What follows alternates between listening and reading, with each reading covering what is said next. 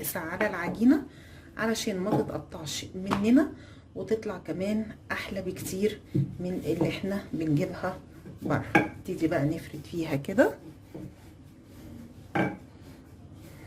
بعيد عن الكاميرا شويه، هقربها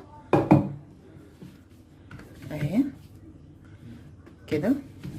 نبتدي بقى نفرد زي ما انتم شايفين اهو. انا فردتها كويس. هبتدي بس اعمل خطوه اخيره، اني انا اعمل الحركه دي، ابتدي انفض اللي عليها من اي دقيق، وابتدي بقى احطها على صاجه في الفرن بتاعي، وهكمل بقى بقيه الكميه.